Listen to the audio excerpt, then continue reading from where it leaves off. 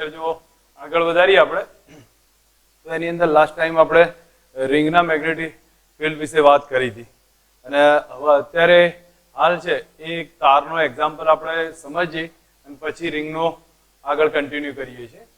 જો તારમાં એક simple example તમને આ રીતે આપેલો હોય,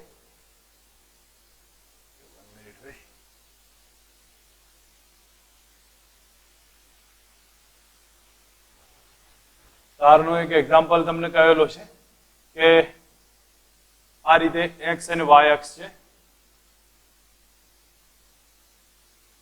અને આ પોઈન્ટ પરથી તાર બહાર આવે છે આઈ પ્રવાહધારી.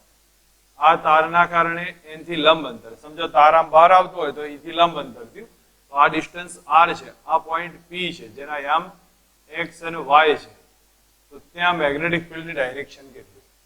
તો સમજો અહીંયા ધ્યાન આપો, તારમાંથી પ્રવાહ બહાર આવે છે, બહાર આવતો હોય ધેટ મીન્સ મેગ્નેટિક ફિલ્ડ આ ડાયરેક્શનમાં આવશે. આ પ્રમાણે અંગૂઠો બહારની ડાયરેક્શનમાં રાખીએ, મેગ્નેટિક ફિલ્ડ આ ડાયરેક્શનમાં જોવા મળશે. જે આપણે અહીંયા સમજીએ આ પ્રમાણેનું મેગ્નેટિક ફિલ્ડ હશે, ધેટ મીન્સ સ્પર્શકની ડાયરેક્શન ગણું તો આ મેગ્નેટિક ફિલ્ડની ડાયરેક્શન આપણને જોવા મળશે. હવે અહીંયા આપણે ચેક કરીએ એક વખત, તો આ જે ડિટેલ આપી છે એ ઉપરથી તારના લીધે ઉત્પન્ન થતું મેગ્નેટિક ફિલ્ડનું સૂત્ર લખી દઉં. તો તારના લીધે ઉત્પન્ન થતું મેગ્નેટિક ફિલ્ડનું ઇક્વેશન છે μ0I/2π, અનંત લંબાઈનો છે, ઇન્ટુ r લખી દીધું. ઓકે, હવે ડાયરેક્શન છે એ ડાયરેક્શન આ દિશામાં જાય છે. પહેલા r ના યામ લખવા હોય તો r ના યામ આવશે xi cap plus yj cap. હવે b બાર આ ડાયરેક્શનમાં જાય છે એટલે r ને લંબ છે. ઓકે, હવે b ની ડાયરેક્શન આપણે સમજવી છે. તો b એ r ને લંબ છે, બરોબર, જે અહીંયા દર્શાવ્યું છે. હવે આ કન્ડિશન આટલી થાય તો b ની ડાયરેક્શન મારે રજૂ કરવી હોય તો b બાર ની ડાયરેક્શન n કેરેટ. હવે n કેરેટ લખું તો સદિશ ભાગ્યા સદિશનું મૂલ્ય આ રીતે લખાય છે. તો n કેરેટ હશે કેવું? જે r ને લંબ હોય. હવે તમને કદાચ વેક્ટરમાં જો પ્રોપર રીતે ભણ્યા હોય તો r ને લંબ હોય તો એનો ડોટ ગુણાકાર 0 થાય. તો એ માટે સમજવા જઈએ તો આપણા માટે થશે ઉલટાઈ જશે. ડોટ ગુણાકાર 0 કરવો હોય તો હું અહીંયા લખું છું yi કેપ xj કેપ અને નીચે એનું મૂલ્ય આવશે. મૂલ્ય પછી લખીએ છીએ, પહેલા હું સદિશ લખ્યું yi કેપ xj કેપ. આ આખો સદિશ શું થઈ ગયો? ઉલટાઈ ગયો. આ કયા કોર્ડનમાં જાય છે? સેકન્ડ કોર્ડનમાં જાય છે. અને સેકન્ડ કોર્ડનમાં જતો હશે એટલા માટે આપણે સમજો y પ્લસ છે, x કેવો છે? માઇનસ છે.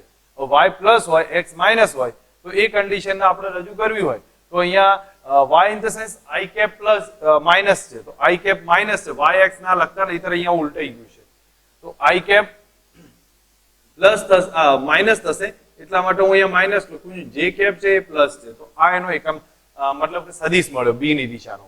હવે એનું મૂલ્ય, તો એનું મૂલ્ય થશે √x² પ્લસ y². જે લોકોને વેક્ટરની ક્લિયર સમજ હશે એમાં અમને જલ્દી સમજ આવશે. ફરી એક આઈડિયા આપી દઉં છું કે r બાર આ ડાયરેક્શનમાં આપ્યો હોય, કોઈ પણ સદિશ હોય એનો લંબ સદિશ આપણે ફાઇન્ડ કરવો હોય તો એનું કોર્ડન નક્કી થઈ જાય તો એનો લંબ સદિશ મળે. જેમ કે હું અહીંયા તમને કહું છું કે આપણી પાસે r બાર અહીંયા જેમ બતાવ્યું છે એનાથી થોડું વિરુદ્ધ બી લઈ લઈએ. ચલો, r બાર આ ડાયરેક્શનમાં છે અને એનો લંબ સદિશ આ ડાયરેક્શનમાં હોય b બાર, તો ફાઇન્ડ કરવું હોય શું કરાય?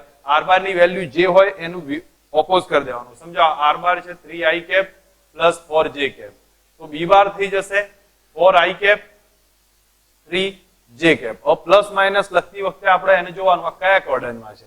ચોથા ચરણમાં જાય, ચોથામાં કોસ ધન એટલે કે x ધન છે તો આ પ્લસ રાખવાનું, y ઋણ કરી દો. આ એનો એકમ આ દિશાનો સદિશ મળશે એને લંબ હોય એવું, બરોબર છે. અને પછી એનું એકમ સદિશથી મૂલ્ય શોધો. સેમ કન્ડિશન મેં અહીંયા યુઝ કર્યું છે. xi કેપ yj કેપ હતું તો આપણે શું કરી દીધું? yi કેપ xj કેપ કર્યું. પછી એ સદિશ જાય છે ક્યાં? તો બીજા ચરણમાં જાય. બીજા ચરણમાં y એટલે i ઋણ છે અને j ધન છે, તો આટલું લખી કાઢ્યું, એનું મૂલ્ય લખ્યું છે. બસ આ તમને ખબર પડવી જોવાના આધારે, કારણ કે ટોટલ વેક્ટર છે. હવે અહીંયા આપણે આના આધારિત મેં b નું મૂલ્ય તો લખ્યું છે. હવે સદિશ કરી દઉં b બાર બરાબર, તો બાજુમાં n કેરેટ લખી દઈશ અહીંયા, બરોબર છે. તો એની દિશા બતાવી દે. n કેરેટ આપણી પાસે આવી ગયો છે. તો અહીંયા કિંમત મૂકતા જઈએ તો μ0I/2πr. હવે r કેટલા છે? તો r ના બદલે હું લખી શકું એ પણ xi કેપ yj કેપ છે, તો √x² પ્લસ y² થાય. તો અહીંયા લખી દઉં છું x² પ્લસ y² એની 1/2 ઘાત. અને n કેરેટ એટલે -yi cap minus y i cap plus x j cap divided by x square plus y square नी 1/2 घात बेने कम्बाइन करो बस आ रिजल्ट आई जશે mu 0 i minus y i cap plus x j cap divided by x square plus y square बाजुमां 2 pi आ मैग्नेटिक फील्ड નું રિઝલ્ટ હશે તમને ખ્યાલ આવવો જોઈએ કઈ રીતે ડાયરેક્શન સાથે સમજાવાય છે જરૂર પડે તો આ ટાઈપના એક્ઝામ્પલ મેં તારનો એકાદ રહી ગયો તો એટલે મેં પહેલા લઈ લીધો છે હવે આપણે પાછા રિંગ ઉપર જતા રહીએ છીએ તો રિંગનો પોઈન્ટને સમજવાનો ટ્રાય કરીએ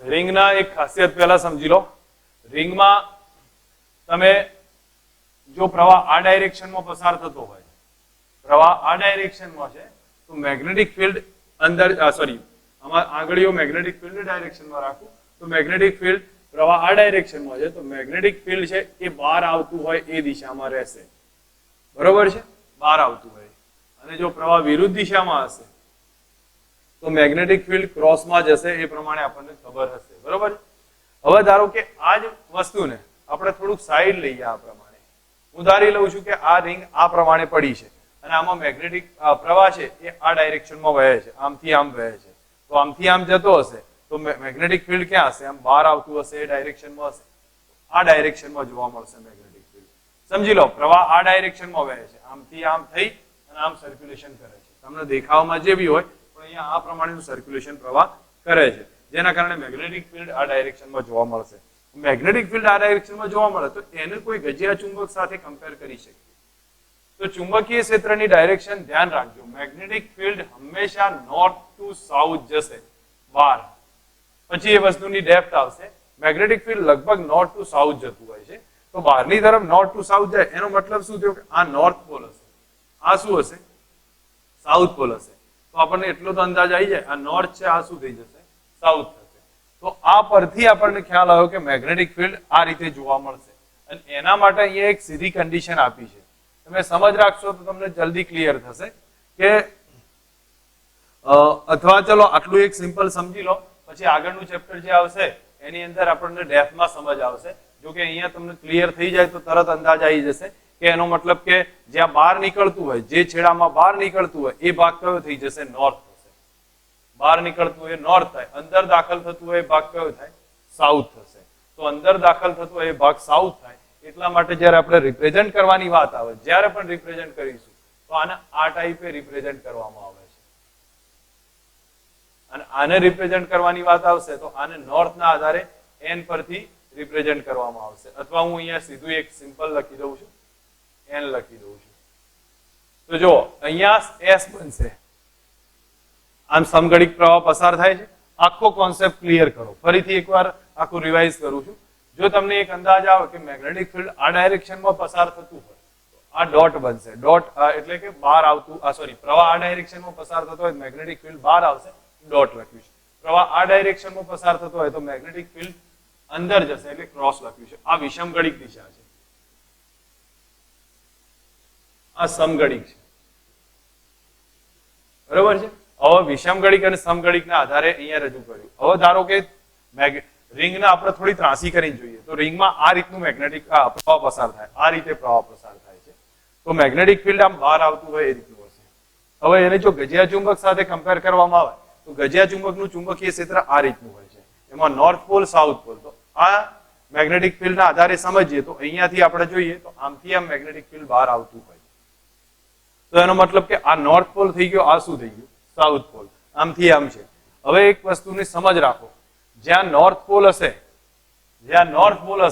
ત્યાં મેગ્નેટિક ફિલ્ડ બહાર આવતું હશે જ્યાં સાઉથ પોલ હશે ત્યાં મેગ્નેટિક ફિલ્ડ શું થશે અંદર જશે તો આપણા માટે અંદર જતું હોય એ ભાગ સાઉથ પોલ થશે જ્યાં બહાર આવે છે એ ભાગ કયો છે નોર્થ પોલ બનશે તો આ સિચ્યુએશન પરથી આપણે રિપ્રેઝન્ટ કરીએ કે ઘણીવાર આપણને કોઈ કન્ફ્યુઝન થાય તો આગળના ચેપ્ટરમાં એની ડેપ્થમાં ડિટેલ આવશે અત્યારે મેં ફક્ત એક સમજ પૂરતી આપી છે કોઈ વધારે કદાચ કન્ફ્યુઝ રહેતા હોય તો કોઈ વાંધો નહીં આગળનું ચેપ્ટર આવશે મેગ્નેટિઝમ એન્ડ મેટર એની અંદર આ વસ્તુ ક્લિયર થશે ફક્ત એક સમજ પૂરતી હતી તમે નોટ કરી રાખજો આગળના ટોપિકમાં એને વધારે ક્લિયર કરીશું અમે રિંગનો એક આઈડિયા આપ્યો છે કે મેગ્નેટિક ફિલ્ડ કઈ રીતે જોવા મળે છે નેક્સ્ટ હવે એના પછી એક એક્ઝામ્પલ લઉં છું જેમાં અહીંયા આપણે સમજ રાખીએ ધારો કે આપણી પાસે આવી રિંગ છે આ રિંગની અંદરની ત્રિજ્યા a છે, બહારની ત્રિજ્યા b છે. હવે આ રીતની રિંગ આપી હોય અને આ રિંગમાંથી પ્રવાહ I પસાર થાય, રિંગના આંટાની સંખ્યા n છે. પ્રવાહ I પસાર થશે, આંટાની સંખ્યા n છે.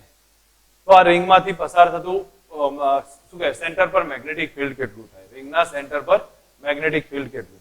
તો આપણે એક કામ કરી દઈએ, રિંગમાં એક નાનો ભાગ ધારી લઉં છું. આ રીતની એક ડોટેડ લાઈન ડ્રો કરું છું.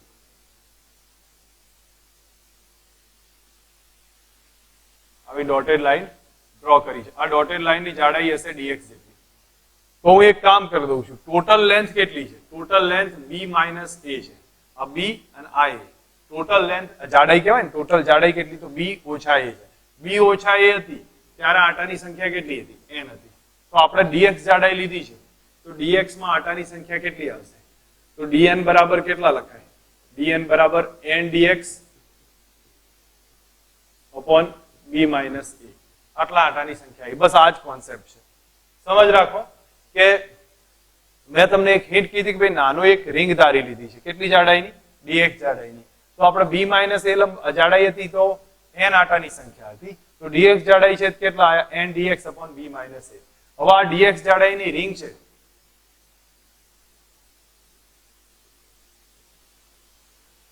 એમાંથી I પ્રવાહમાં પસાર થાય છે.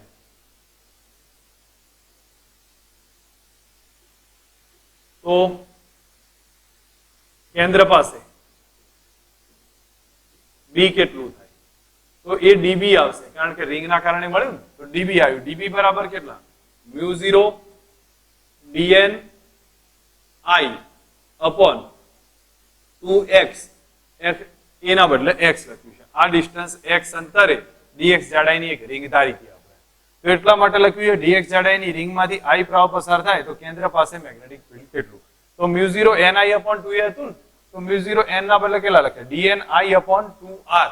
હવે r લખો, a લખો, તો એ ત્રિજ્યા છે એ x જેટલી થાય. આટલું મેગ્નેટિક ફિલ્ડ મળી ગયું.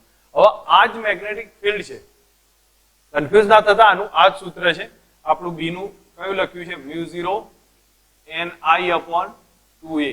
n ના બદલે મેં dl લખ્યા, a ના બદલે ત્રિજ્યા x લખી છે. આપણે શું ધાર્યું છે? x અંતરે અથવા x ત્રિજ્યા આવે, dx જાડાઈની એક રિંગ ધારી છે. બસ એના માટે આટલું લખી કાઢ્યું છે. હવે ટોટલ મેગ્નેટિક ફિલ્ડ ફાઇન્ડ કરવું છે. ટોટલ મેગ્નેટિક ફિલ્ડ કરવું હોય તો આપણે ઇન્ટિગ્રેટ કરીશું. ઇન્ટિગ્રેટ કરતી વખતે કિંમત લખવી પડશે. તો જો એ કિંમત લખું છું, μ0/2 dn ના બદલે લખી દઉં છું n upon b minus a, અને બાજુમાં રાખું છું 1/x into dx. થોડું અહીંયા સમજી લો, તમને જો આમાં ખ્યાલ આવશે. μ0/2 બાજુમાં રાખ્યા છે, dn ના બદલે કેટલા લખ્યા? n upon b minus a. હવે dx બાજુમાં રાખ્યા ને, 1/x બાજુમાં રાખ્યા છે, ને I રહી ગયા છે મારાથી, તો હું આ I અહીંયા મૂકી દઉં છું. આટલું સ્ટેપ રહેશે. અમે એટલા માટે છૂટું પાડી મારે ડાયરેક્ટ ઇન્ટિગ્રેટ કરવું. તમે લખીને પછી બહાર કાઢશો તો કોઈ વાંધો નહીં. તો ઇન્ટિગ્રેટ x ક્યાં જાય? x a થી શરૂઆત કરે છે, જાય છે b સુધી.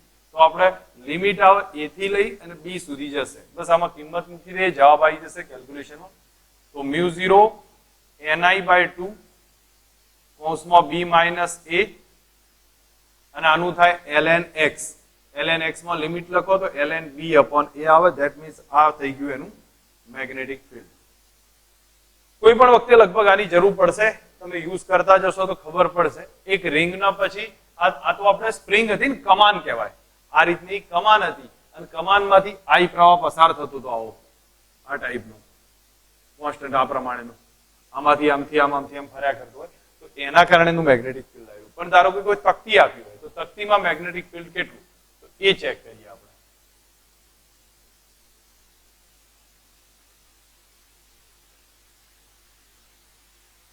જો આ તકતી છે આપણી પાસે r ત્રિજ્યાની, એના ઉપર q વિદ્યુતભાર છે, ઓમેગા ઝડપથી આમ ભ્રમણ કરે છે. તો આ તકતીના કારણે એના કેન્દ્ર પર મેગ્નેટિક ફિલ્ડ કેટલું? તો તમારે આમાં કંઈ કરવાનું ના હોય, તમારે એક જ વસ્તુ ધારી લેવાની હોય કે આ તકતીમાં r ત્રિજ્યાની અથવા x ત્રિજ્યાની, r લઈ લઈએ કોઈ ફરક નહીં પડે, r ત્રિજ્યા dr જાડાઈની એક રિંગ ધારી લો. અહીંયા લખતો નથી, r ત્રિજ્યા dr જાડાઈની એક રિંગ ધારી છે. હવે આમાં તો આટા છે નહીં, તો આપણે આટાની વાત નહીં કરીએ, આપણે સીધું જ એરિયા વાઇઝ જઈશું. તો આમાંથી સમજી લો કે આ રીતે ભ્રમણ થતું હોય તો I પ્રવાહ પસાર થતો હોય, તો I પ્રવાહ પસાર થાય છે તો એ કન્ડિશનમાં હું એક સીધો કોન્સેપ્ટ યુઝ કરી લઉં છું, તો આમાંથી પસાર થતો પ્રવાહ કેટલો આવે, તો I બરાબર કેટલા લખાશે, I બરાબર Q ઇન્ટુ F લખાય. તમને લોકોને યાદ હશે F ઇન્ટુ F લખતા હતા, જેમાં F ઇન્ટુ Q લખાશે. F ના બદલે લખાય Q અને ઓમેગા ભાગ્યા 2 તો આટલો કુલ પ્રવાહ આવશે, આટલો કુલ પ્રવાહમાંથી પસાર થાય છે. તો હવે કોન્સેપ્ટ પરથી એટલું કહીએ કે આખો એરિયા કેટલો છે, પાઈ આર સ્ક્વેર નો આખો એરિયા છે. પાઈ આર સ્ક્વેર ના એરિયામાંથી I પ્રવાહ પસાર થાય તો આ જે રિંગનો એરિયા છે એ તમને યાદ હોવો જોઈએ. હવે 2 પાઈ r ઇન્ટુ dr, તો 2 પાઈ r ઇન્ટુ dr માટે કેટલો પ્રવાહ પસાર થશે, તો એ પ્રવાહ હશે di. તો di બરાબર લખી શકીએ I into 2 pi r into dr divided by pi into capital R square. Pi pi cancel થશે તો di બરાબર આપણને મળશે 2I r dr divided by R square. આટલું આપણને મેગ્નેટિક ફિલ્ડ મળી ગયું, સોરી પ્રવાહ મળી ગયો. શેમાંથી પસાર થતો, આ રિંગમાંથી. રિંગમાંથી એટલો પ્રવાહ પસાર થાય તો એના કેન્દ્ર પર મેગ્નેટિક ફિલ્ડ, તો dB બરાબર કેટલું આવ્યું, તો μ0 di upon 2r, μ0 I upon 2r, એની ત્રિજ્યા r છે. હવે di ની કિંમત લખી દો, તો di ની કિંમત લખું તો અહીંયા આવે μ0 I into r into dr divided by sorry મારી ભૂલ છે, અહીંયા થોડુંક લખવામાં મિસ્ટેક થઈ જાય છે. તો આપણે એક કામ કરીએ, μ0 by 2r લખી દઈએ છીએ, μ0 by 2r. હવે di ની કિંમત લખી દઈએ, di ની કિંમત આવશે 2I r dr by r square. આટલું સ્ટેપ છે. 2 2 શું થઈ જશે, કેન્સલ. બીજું r r કેન્સલ થઈ જાય. તો dB બરાબર કયું સૂત્ર આવ્યું, તો μ0 I upon r square into dr. Integrate કરી દો, કશું છે નહીં તો આપણે ઇન્ટિગ્રેટમાં આપણે એકલો dr લઈશું. લિમિટ કઈ, સ્મોલ r ક્યાં જાય, 0 થી લઈને કેપિટલ R સુધી જશે. તો 0 થી કેપિટલ R, 0 થી કેપિટલ R. તો B ઇઝ ઇક્વલ ટુ કેટલા આયા, તો μ0 I r સ્ક્વેર ઇન્ટુ અહીંયા r આવે, કારણ કે 1 કરશો અને r આવી જશે લિમિટ, તો r કેન્સલ થઈ ગયો. તો B બરાબર કેટલો આવ્યો, μ0 I upon r. આ થઈ જશે તક્તીનું મેગ્નેટિક ફિલ્ડ.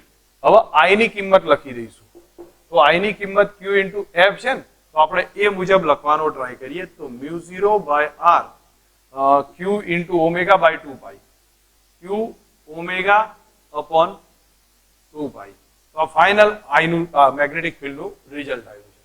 સમજો, મેં બે વસ્તુ બતાવી છે, એક તકતી માટે વાત કરી, પછી આગળ વાત કરી હતી એક n આટાવાળી રિંગ માટે. હવે પછી આના આધારિત કોઈ પણ નાનો મોટો ભાગ પૂછાય તો હું માનું ત્યાં સુધી તમને આઈડિયા આવી જાય કે કઈ રીતે ગણવાનો છે. સમજો પોલી તકતી પૂછાય કે જેમાં અંદર B ત્રિજ્યા છે, બહાર A ત્રિજ્યા છે, મેથડ સેમ હશે, ફરક ક્યાં પડતો હશે, નાના મોટા કેલ્ક્યુલેશનમાં ચેન્જીસ આવશે. બાકી થોડો ટ્રાય કરીએ કે એના ઉપરથી.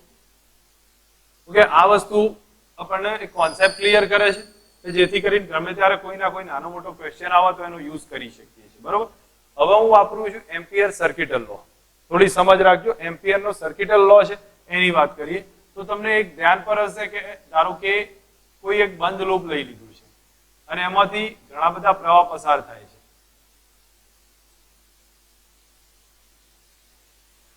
I1, I2, I3, I4, I5 અને I6, I7 આ પ્રવાહ પસાર થાય છે. તો આપણે એમ્પિયર નો સર્કિટલ લો એમ કહે છે કે આના વડે ઘેરાતા એક લૂપ ધારી લીધું છે અને આ લૂપ વડે ઘેરાતા વિદ્યુત પ્રવાહનું શું કહે રેખા સંકલન કરે, વિદ્યુત ચુંબકીય ક્ષેત્રનું રેખા સંકલન, ચુંબકીય ક્ષેત્રનું રેખા સંકલન એટલે B બાર ડોટ dl બાર કહેવાય. તો આ જ્યારે કરવામાં આવે તો એ ઘેરાતા વિદ્યુત પ્રવાહના સરવાળો અને μ0 ના ગુણાકાર જેટલું થાય છે. હવે આને ઘણીવાર સિગ્મા I ના બદલે એકલો I પણ લખવામાં આવે છે.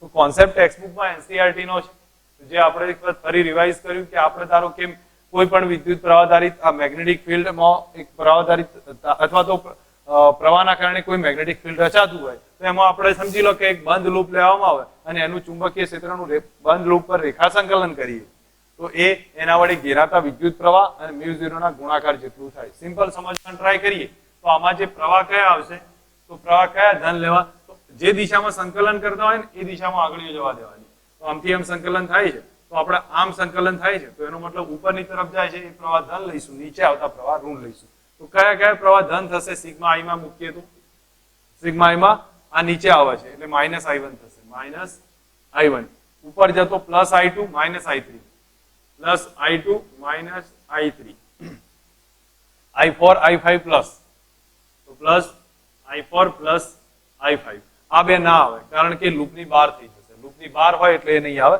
તો આ સિગ્મા આઈ માં મૂકી શકીએ આપણે. બરોબર છે. હવે એક વસ્તુ કોન્સેપ્ટ એમ્પિયરન સર્કિટલ લો હતો એ અગત્યનો છે, ગાઉસના નિયમની જેવો જ છે, સેમ સિચ્યુએશનમાં બને છે. આની અંદર આપણને એટલો તો અંદાજ હશે જ કે જ્યારે આ કેલ્ક્યુલેશનની વાત કરતા હતા તો મેગ્નેટિક ફિલ્ડ ની ગણતરી થાય તો બધા જ તારની ગણતરી થશે, બધા જ પ્રવાહની ગણતરી થઈ જશે, અંદર હોય બહાર હોય. જેમ ગાઉસના નિયમમાં અંદર બહાર બધા વિદ્યુત ભારોની કેલ્ક્યુલેશન લેતા હતા. પણ હું જ્યારે સિગ્મા આઈ ની કેલ્ક્યુલેશન કરીશ, તો એ વખતે અંદર રહેલા જ વિદ્યુત પ્રવાહની ગણતરી કરવામાં આવશે. આ બે કોન્સેપ્ટ તો તમને યાદ પર હોવા જોઈએ અને એક આ ઇક્વેશન યાદ પર હોવું જોઈએ. જે ટેક્સ્ટ બુક બેઝ છે એટલે એમાં વધારે ટાઈમ પાસ કરતો નથી. તમને મેં ભણાયેલું છે, એનસીઈઆરટી ના લેક્ચરમાં તમે શાંતિ સમજશો તો તમને એમાં વધારે ડિટેલમાં સમજાવેલું હશે. નેક્સ્ટ હવે એનાથી આગળ ચેક કરીએ છીએ. તો આગળના ટોપિકમાં હું એક વસ્તુ ક્લિયર કરું છું. જો આ મેગ્નેટિક ફિલ્ડનો ટોપિક આપણે અહીંયા સમજાય છે. હવે એમ્પિયરન સર્કિટલ લો પર તો તારની એક વાત કરી દઈએ છીએ. તારની અંદર અને બહાર એ મેગ્નેટિક ફિલ્ડ આપણે ફાઇન્ડ કરીએ. સમજાવો એક જાડો તાર આપ્યો છે. આ કોન્સેપ્ટ ધ્યાન પર રાખજો દરેક જણા, કારણ કે ક્લિયર કરશે તમારો મોટા ભાગનો આઈડિયા. અહીંયા સમજ રાખજો. આપણી પાસે એક તાર છે જેની ત્રિજ્યા a જેટલી છે. હવે મારે અલગ અલગ પોઈન્ટ પર મેગ્નેટિક ફિલ્ડ ફાઇન્ડ કરવું છે. તો પહેલું આપણે ફાઇન્ડ કરીશું અંદરની એક, ચલો 3 પોઈન્ટ છે તો એક પહેલું આપણે ફાઇન્ડ કરીએ આઉટસાઇડ r1 લઉં છું, બરાબર. તો r1 પોઈન્ટ પર. બીજું કરીશું સપાટી પર, સપાટી ઉપર એટલે આ સેકન્ડ પોઈન્ટ છે, આ ફર્સ્ટ પોઈન્ટ. અને થર્ડ પોઈન્ટ હું અહીંયા લઉં છું કે ઇનસાઇડ છે, એને r3 ગણી કાઢું છું. તો આ 3 પોઈન્ટ પર મારે મેગ્નેટિક ફિલ્ડ ફાઇન્ડ કરવું છે. r1, આ ત્રિજ્યા a અને આ r3, 3 પોઈન્ટ પર મારે મેગ્નેટિક ફિલ્ડ ફાઇન્ડ કરવું. r3 ના બદલે એક કામ કરું છું, r2 લઈ લઉં, જેથી તમને આમાં 1 ને 2 ના આધારે સીધો ખ્યાલ આવી જશે. તો આમાંથી વહેતો પ્રવાહ છે એ I જેટલો છે. આ ક્વેશ્ચન, આ ટોપિક છે પણ ટેક્સ્ટબુકમાં એક્ઝામ્પલ રૂપે આપેલો છે. તમે એને શાંતિથી એ ટાઈમ બી સમજશો તો તમને આનો સમજવામાં વાર નહીં લાગે, કારણ કે એમ્પિયરન લો પરથી જ આપણે રજૂ કરીએ છીએ. હવે મારે 4 પોઈન્ટ પર ફાઇન્ડ કરવાનું છે. 3 તો મેં બતાવ્યા છે, ચોથો છે એની અક્ષ. આ અક્ષ છે ને એના ઉપર પણ મેગ્નેટિક ફિલ્ડ ફાઇન્ડ કરવું છે. તો એક એક બતાવતો જઉં છું. તો આપણે પહેલા લખીશું r1 એ કરતા કેવા છે, મોટા છે, એટલે કયા બિંદુએથી, બહારના બિંદુએથી. તો અહીંયા આપણે લખીએ છીએ બહારના બિંદુ પર છે. તો એ વખતે જ્યારે મેગ્નેટિક ફિલ્ડ આવશે તો એમ્પિયરન સર્કિટલ લો યુઝ કરી લો. Integrate of v bar dot dl bar બરાબર μ0 ઇન્ટુ I. હવે હું આ લો યુઝ કરું તો આની અંદર r અંતરે બહારની સાઈડ છે ને, તો બહારની સાઈડ મેગ્નેટિક ફિલ્ડ કોન્સ્ટન્ટ હશે. કેવું હશે, આમ પ્રવાહ આમ જતો હોય તો મેગ્નેટિક ફિલ્ડ આમ ચક્કર લગાવતું હોય એ જ રીતનું હશે. તો આપણે અહીંયા એક એમ્પિયરન લૂપ ધારી લીધું છે આટલું, બરોબર. તો એનો b બાર કાઢી નાખું છું, કોન્સ્ટન્ટ છે, અને એ લૂપનો પરિઘ કેટલો થાય, તો પરિઘ થશે 2 પાઈ r1 બરાબર μ0 ઇન્ટુ I, કારણ કે એના વડે ઘેરાયેલો વિદ્યુતભાર કેટલો, તો કુલ વિદ્યુતભાર I જ ઘેરાયો છે. તો આપણે ત્યાં મેગ્નેટિક ફિલ્ડ નું ઇક્વેશન કયું આવ્યું, μ0 I upon 2 પાઈ r1. હું માનું ત્યાં સુધી આ તો આપણે અનંત લંબાઈના તારનું ઇક્વેશન છે. તમે સીધું યાદ રાખી લો, કોઈ વધારેમાં માથાકૂટ નથી કે બહારની સાઈડ જ્યારે મેગ્નેટિક ફિલ્ડ ફાઇન્ડ કરવાની વાત આવે તો અનંત લંબાઈના તાર જેવું જ થાય. રહી વાત હવે સપાટી પર, તો જ્યારે r is equal to a હોય એટલે એનો મતલબ થયો સપાટી પર. સપાટી પર હોય તો તમારે બીજું કઈ માથાકૂટ કરવાની નહીં, r ના બદલે a લખી દો, r1 ના બદલે. તો r1 ના બદલે જ્યારે a લખી દેશો તો આપણું સૂત્ર થઈ જશે μ0 I upon 2 પાઈ a. બસ આ તારની સપાટી પર મેગ્નેટિક ફિલ્ડ થઈ જશે. ઇનસાઇડ ચેક કરવું છે R2 ડિસ્ટન્સ પર, તો R2 એ કરતા નાના હોય એટલે ક્યાંથી ભાઈ અંદર ગયું. તો આની એક સમજ રાખજો.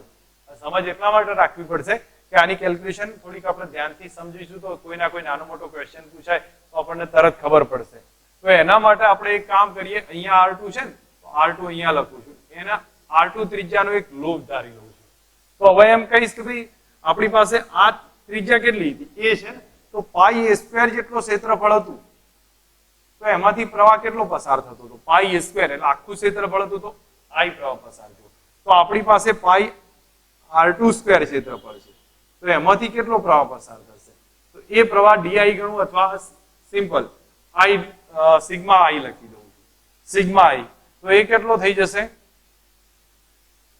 I R2 સ્ક્વેર ભાગ્યા a સ્ક્વેર થશે. I R2 સ્ક્વેર ભાગ્યા a સ્ક્વેર થાય, સિગ્મા I બરાબર. આને કેલ્ક્યુલેશન લેશો એટલે.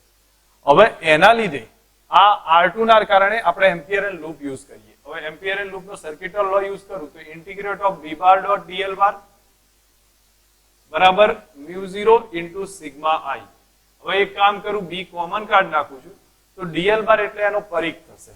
તો આનો પરિઘ કેટલો? 2 પાઈ R2. તો અહીંયા લખી દઉં છું 2 પાઈ R2 બરાબર μ0 અને સિગ્મા I કેટલા? તો ઘેરાયેલો સમજો, આખો પાઈ a સ્ક્વેર જેટલો ક્ષેત્રફળ હતું તો I પ્રવાહ પસાર થયો. તો પાઈ R2 સ્ક્વેર ક્ષેત્રફળ છે તો કેટલો પ્રવાહ પસાર થશે? તો આટલો થયો. તો એ કિંમત લખું છું. તો I R2 સ્ક્વેર ભાગ્યા a સ્ક્વેર, એમાંથી એક R2 શું થઈ જશે? કેન્સલ થઈ જશે. અને ઓકે, તો b બરાબર સૂત્ર કયું આવે? μ0 I R2 ભાગ્યા 2 પાઈ a સ્ક્વેર. આ ઇક્વેશન ધ્યાન પર હોવું જોઈએ. જે તારની અંદર મેગ્નેટિક ફિલ્ડ કેટલું છે એ છે. તારની અંદર મેગ્નેટિક ફિલ્ડ કેટલું? તો μ0 I R2 ભાગ્યા I સ્મોલ r લખો તો બી ચાલે, divided by 2 pi a square થશે. આ મેગ્નેટિક ફિલ્ડ છે એ b પ્રપોઝનલ ટુ r થાય છે. તમને દેખાય છે ને, b પ્રપોઝનલ ટુ r છે. હવે આ થઈ ગઈ ઇનસાઇડ ની વાત. હવે અક્ષ ઉપરની વાત કરું છેલ્લે, જ્યાં R0 હોય તો મેગ્નેટિક ફિલ્ડ પણ અક્ષ પર કેટલું હોય? 0 હોય. આ એક કોન્સેપ્ચ્યુઅલી ધ્યાન રાખવાનું છે. આપણે એક કામ કરી દઈએ, આનો ગ્રાફ પ્લોટ કરવો છું. હવે ગ્રાફ છે આપણે b વર્સિસ r નો ગ્રાફ છે. અહીંયા હું થોડુંક અટકાવું છું. b વર્સિસ r નો ગ્રાફ છે. હવે આમાં જોવા જાઓ તો અંદરની બાજુ ચેક કરો તો અંદરની બાજુ લખશો તો b પ્રપોઝનલ ટુ 1/r થાય છે. દેખાય છે અહીંયા? b પ્રપોઝનલ ટુ સોરી આઉટસાઇડમાં b પ્રપોઝનલ ટુ 1/r. ઇનસાઇડમાં જોશો તો b પ્રપોઝનલ ટુ r. તો આપણે આ પ્રમાણેનો ગ્રાફ આવશે. આમાં b પ્રપોઝનલ ટુ r છે, આમાં b પ્રપોઝનલ ટુ 1/r આવશે. આ મેગ્નેટિક ફિલ્ડ નો ગ્રાફ થશે, જે તમે લોકો સમજીને ધ્યાન પર રાખી શકો. આખું કોન્સેપ્ટ હું માનું ત્યાં સુધી દરેકને આવડવો જોઈએ અને એનો યુઝ કરવાનો છે. બરોબર છે? હવે એક બીજું પ્રવાહ ઘનતાના ટોપિક પરથી બી આને રજૂ કરી શકાય છે. આ જે સૂત્ર છે એમાં જ અંદરની બાજુ જ હું પ્રવાહ ઘનતાનું સૂત્ર રજૂ કરીશ. પ્રવાહ ઘનતા J બરાબર શું થાય? I upon A થાય. તો I upon A એટલે J is equal to I upon A. A એટલે એરિયા, પાઈ a સ્ક્વેર થાય. અહીંયા આપણી પાસે છે ઇક્વેશન. તો μ0 I upon pi a square, એના બદલે J લખી દઉં, R2 અથવા એકલો R રાખી દઉં, ડિવાઇડેડ બાય 2 આવશે. તો જ્યારે પ્રવાહ ઘનતાના કોન્સેપ્ટથી આ એક્ઝામ્પલની જરૂર પડે તો આ સૂત્ર ધ્યાન રાખાય. b બરાબર μ0 JR બાય 2 થશે, જ્યાં J બરાબર I upon pi a square. કિંમત મૂકશો એટલે પાછું આ સૂત્ર આવી જશે. આ આખો કોન્સેપ્ટ કયો છે? કોના માટે છે? કે તાર જાડો હોય કે એ ત્રિજ્યાનો હોય અને એના માટે અંદર બહાર બધા મેગ્નેટિક ફિલ્ડ કેટલું થાય છે, તો એનો આખી ડિટેલ છે. હું માનું ત્યાં સુધી પ્રોપર પ્રિપેર કરજો. અને આ સૂત્ર દરેકને યાદ હોવું જોઈએ, કારણ કે આ બધા તો કોમન ઇક્વેશન છે, એ જનરલી યાદ હોય છે. હવે નેક્સ્ટ એવો પછી આપણે બીજો ટ્રાય કરીએ છીએ કે જેમાં કોઈ અંદરનો ભાગ પોલો હોય ત્યારે એમાં શું થશે.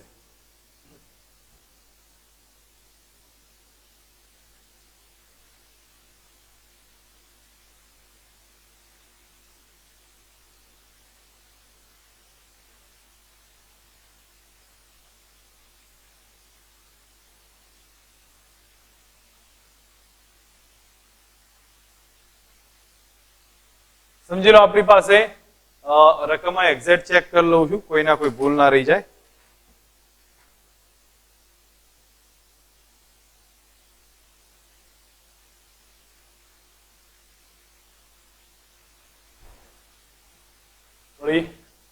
મોટી આકૃતિ ડ્રો કરવી પડશે.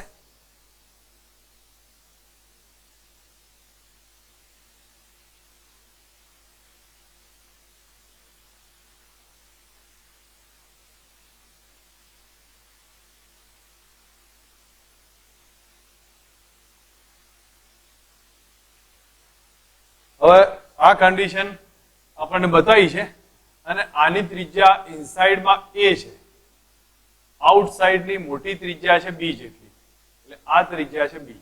અંદરની ત્રિજ્યા આ જે બતાવી છે એ છે, બહારની ત્રિજ્યા બી છે. પ્રવાહ આમાંથી પસાર થાય છે, પ્રવાહ આમાંથી આઈ જેટલો પ્રવાહ પસાર થાય છે બંને બાજુથી. અને એના આધારે આપણે 3-4 પોઈન્ટ પર મેગ્નેટિક ફિલ્ડ ફાઇન્ડ કરીશું. કયા કયા પોઈન્ટ પર? તો જુઓ, એક આઉટસાઇડ, બીજો સપાટી પર, ત્રીજો અંદર, ચોથો આ પોઈન્ટ પર અને પાંચમો અહીંયા. આ રીતે મેગ્નેટિક ફિલ્ડ આપણે ચેક કરીશું. હું માનું ત્યાં સુધી ચોથાની વધારે જરૂર નથી, પણ આપણે આ ત્રીજો લઈએ કારણ કે એ 0 થશે એ સિચ્યુએશનમાં, કારણ કે એના વડે ઘેરાતો ગણીશું તો કોઈ મળશે નહીં. તો પાંચમો નહીં, પણ આને ચોથો ગણી કાઢું છું. આ ઇનસાઇડ પર આપણે મેગ્નેટિક ફિલ્ડ, અહીંયા હું ચોથો પોઈન્ટ લઈ લઉં છું કોઈ પણ. તો આ 4 જગ્યાએ આપણે મેગ્નેટિક ફિલ્ડ ફાઇન્ડ કરવું છે. સૌ પહેલા આપણે શરૂઆત બહારથી કરીએ, તો એક પોઈન્ટ પર. તો એક પોઈન્ટ પર આપણે ચેક કરીએ તો આના ઉપર મેગ્નેટિક ફિલ્ડ આવશે. તો એ વસ્તુ સમજ રાખો. તો આના કારણે શું થાય?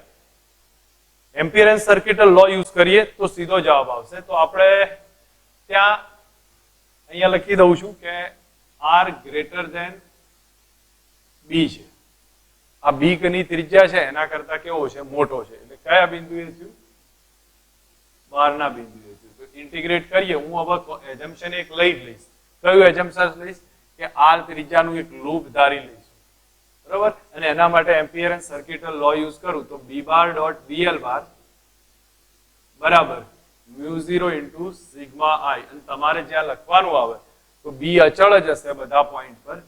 DL બાર ના બદલે પરિઘ થશે. તો આપણે જે ત્રિજ્યા ધારી હશે એનો પરિઘ હશે, બરાબર μ0. અને સિગ્મા I કેટલો થાય છે એ જ મહત્વનો હશે આપણે, કે એના વડે ઘેરાતો પ્રવાહ. તો આ તો લૂપ હું બહાર લઈ લઉં આ રીતનું. ધારો કે અહીંયાથી આટલું મોટું લૂપ ધારી લઈએ છીએ, તો એ લૂપના કારણે સમજો આની ત્રિજ્યા R જેટલી છે, R ત્રિજ્યા છે, તો આના વડે ઘેરાતો તો બધો પ્રવાહ આવી જશે ને. તો બધો પ્રવાહ હોય એટલે આપણે I લખી દેવાનું. B બરાબર આનું સૂત્ર કયું આવ્યું? μ0 I upon 2 pi R. અને આ સૂત્ર તો આપણને ખબર છે, તારના કારણે બાર. એનો મતલબ શું થયો? કે પોલી રિંગ હોય કે પોલો નળાકાર હોય તો એની બહાર મેગ્નેટિક ફિલ્ડ ગણીશું તો બધો વિદ્યુતભાર જેમ કેન્દ્ર ઉપર કેન્દ્રિત થતો હતો ને એમ બધો તાર વિદ્યુત પ્રવાહધારી તાર છે એ પણ ધારો કે એક સીધી લાઈનમાં પસાર થતો હોય ને એવો થઈ જશે. એના આધારિત સૂત્ર આવશે એટલે μ0 I upon 2 pi R. એમાં કોઈ માથાકૂટ નથી. સપાટી પરની વાત કરું છું તો બે વાત કરીએ કે R is equal to B હોય ત્યારે એમાં સેમ કન્ડિશન. તમે આની અંદર મેગ્નેટિક ફિલ્ડ લખી દો તો μ0 I upon 2 pi B, બરોબર છે. થર્ડ કન્ડિશન અંદર આવી, એની અંદર સમજવાનું છે. તો A કરતા મોટો છે R અને B કરતા કેવો છે? નાનો છે. R A કરતા મોટો છે, આ ત્રિજ્યાથી મોટો, પણ B કરતા નાનો. આ ત્રીજા પોઈન્ટ. ત્યાં મેગ્નેટિક ફિલ્ડ કેટલું થશે? હવે ત્યાં મેગ્નેટિક ફિલ્ડ ગણવું હોય તો આપણે એક વસ્તુ મેં તમને શું કીધું કે એમ્પિયરન લો યુઝ કરવાનો છે. B into 2 pi R બરાબર μ0 into સિગ્મા I. પણ સિગ્મા I શોધવાના છે. તો સિગ્મા I શોધીશું તો પ્રવાહ કયા એરિયામાં પસાર થાય છે નક્કી કરો. પ્રવાહ પસાર થાય છે આટલા એરિયામાંથી. અને આ એરિયા કયો છે? તો આ થશે પાઈ બી સ્ક્વેર માઇનસ પાઈ એ સ્ક્વેર. તો અહીંયા લખું છું પાઈ b square minus a square. Pi b square minus pi A square એટલે મોટો એરિયા ઓછા નાનો એરિયા. એમાંથી આઈ પ્રવાહ પસાર થાય, એમાંથી આઈ પ્રવાહ પસાર થાય. તો આપણે જે રિંગ દોરીશું એ અહીંયા દોરીશું, ત્રીજાની રિંગ હું અહીંયા દોરું છું. આની ત્રિજ્યા R છે, અંદરની ત્રિજ્યા A છે. તો આપણો એરિયા કેટલો થશે? પાઈ R square minus a square થાય, કારણ કે આ ત્રિજ્યા R સ્ક્વેર, પાઈ R સ્ક્વેર ક્ષેત્રફળ, અને આ થશે પાઈ એ સ્ક્વેર. તો પાઈ R સ્ક્વેર માઇનસ પાઈ એ સ્ક્વેર. એમાંથી કેટલો પ્રવાહ પસાર થાય?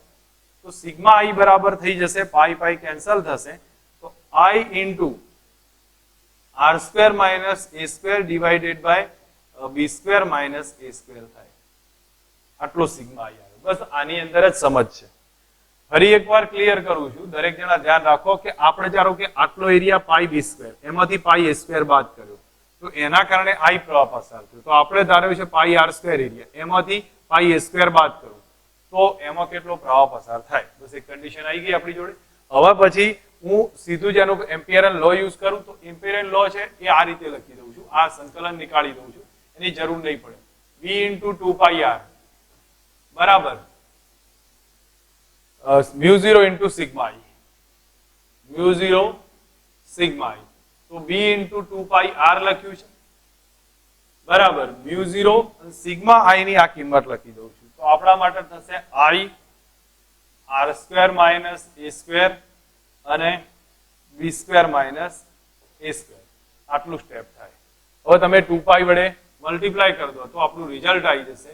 તો b બરાબર μ0 upon 2πr, μ0 upon 2πr into i રહેશે અને બાજુમાં રહે r square minus a square divided by b square minus a square.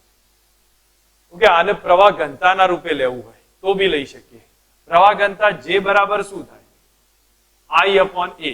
હવે i પ્રવાહ પસાર થાય કુલ, અને કુલ એરિયા કેટલો અસરકારક એરિયા, તો થયો અસરકારક area pi b square minus pi a square.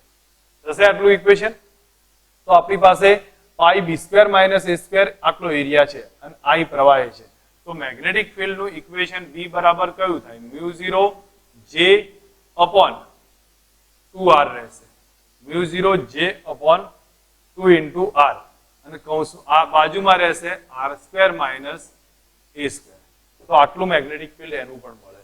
ધારો કે કોઈ વાર બીજો ક્વેશ્ચન એ હજી આપણને ઇનસાઇડમાં માંગ્યું છે તો આ એક ધ્યાન રાખજો, કોઈ પણ પોલા ભાગમાં આપણે આમાં જો સર્કિટલ લો આપણે લૂપ ધારી લઈએ એમ્પિયરન સર્કિટલ લૂપ, તો એના વડે ઘેરાતો પ્રવાહ કેટલો 0. તો ચોથા માટે ઘેરાતો પ્રવાહ કોના માટે છે તો r કેવો છે a થી નાનો છે ત્યારે ઘેરાતો પ્રવાહ 0, અને ઘેરાતો પ્રવાહ 0 હોય તો મેગ્નેટિક ફિલ્ડ પણ 0 થાય. ચારે પોઈન્ટ પર મેગ્નેટિક ફિલ્ડ મળ્યું છે. તમે શાંતિથી એકવાર ચેક કરી લો, ક્લિયર થઈ જશે આમાં.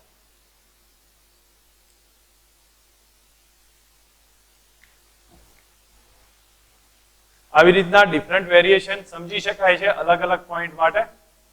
આનો ગ્રાફ પ્લોટ કરવો હોય તો બી કરી શકીએ. આના ગ્રાફની અંદર જ્યાં 0 છે ત્યાં શૂન્ય કરી શકીએ.